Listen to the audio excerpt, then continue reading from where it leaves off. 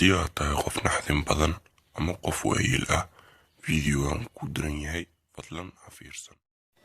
intaan fiidiyowga bilaabin ka hor waxaan rabaa in aan su-aal markasta ay soo weydiisaan aan idinka jaahil bixiyo. dadka qaar waxay u maleeyaan sheeko kasta oo halkan aan kasoo jeediyo in ay aniga ugu dhacday. taas maaha mid sax ah. run ahaantii horta sheekooyinkan waa sheekooyin oo entertainment ama midadaalo oo la iska dhigaysanayo keliya. wax aniga run igu dhaca ma ahan, keliya waa wax aan idin soo fasirayo luqad Ingiriisi ayay kusoo baxeen, anigana waa soo turjumaa. keliya waxaan ka bedelaa luqadda Ingiriisiga anigoo u bedelayo afka Soomaaliga. sheekadan waxay ku dhacday gabar magaceeda la yiraahdo Leyla iyo faamiligeeda isbuuciiba maalin ka mid ah waxay aadi jireen keyntaasna waxay ku taalay Kenya. magaceeduna waxaa la yiraahdaa keynta Masai Mara National. waxay leedahay guryo yaryar ama qolal yaryar sidaa u taqaanidba. dadka halkaas dalxiis u imaada ilaa ay ka baxaan waxay degaan qolalkaas yaryar. xayawaanaadkana waxay leeyihiin xero gooni u ah. xeradaasna waxaa ku ilaaliyo dad u tababaran sida ay u kala ilaalin lahaayeen bini'aadanka iyo xayawaanaadka. Leyla aabaheeda baabuurka wuxuu ku siitay wax kasta oo u baahan karo, hadday noqdaan biyo iyo hadday noqdaan cunno. Leyla iyo aabaheeda 4 saac waxay kasoo tageen gurigooda.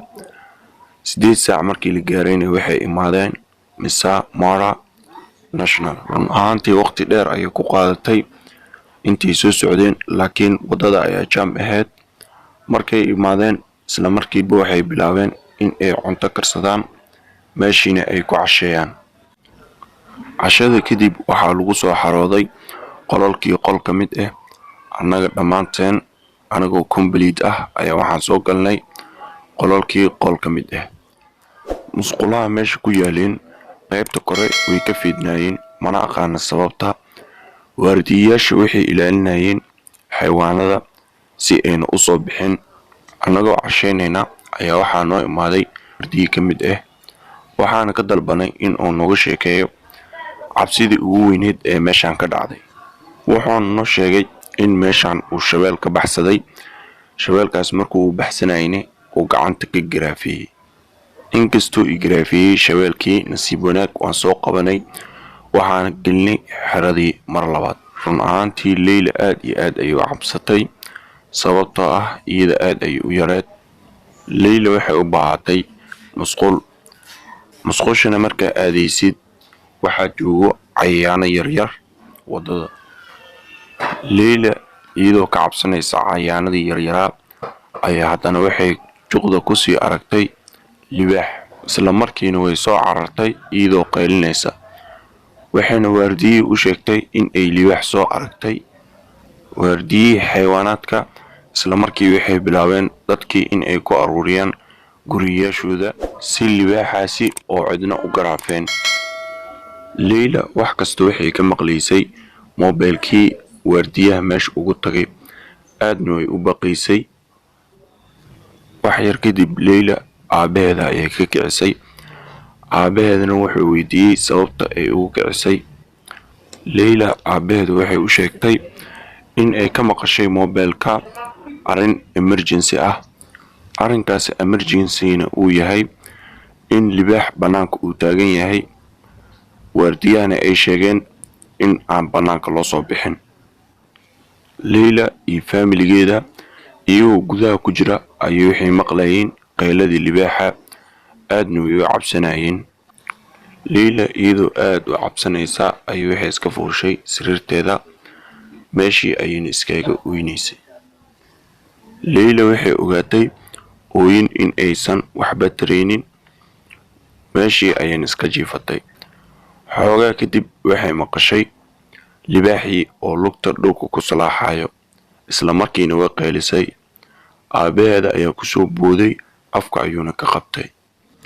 libaaxii isla markii wuxuu ogaaday in gudaha ay dad ku jiraan.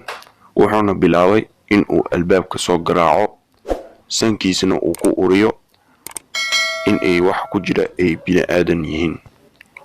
run ahaantii waan ogahay xaaladan qof kastoo gasho in ay cabsanayso aadna ay u baqayso. nasiib wanaag waxaa gurigeena yaalay taleefankii emergency-ga, waxaana u sheegnay albaabkeena soo garaacayo. isla markiina booliiska way imaadeen, waxayna libaaxii ku fureen xabado. libaaxiina meesha wuu ka cararay.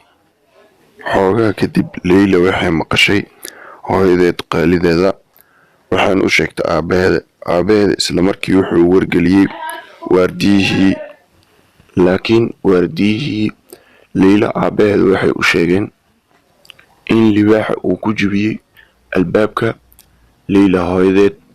kadib asigoo cuni rabo, waxaana imaaday waardiyihii mid ka mid ah, wuxuuna ku riday libaaxa xabad. libaaxiina meeshii uu ka cararay.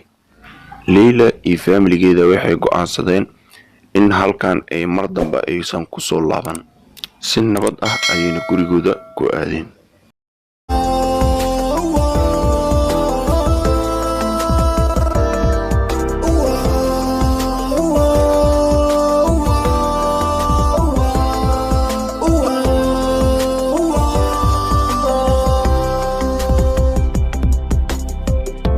포기하고 싶을 때도 나는 왜 기억나지 너의 미소와 뒤태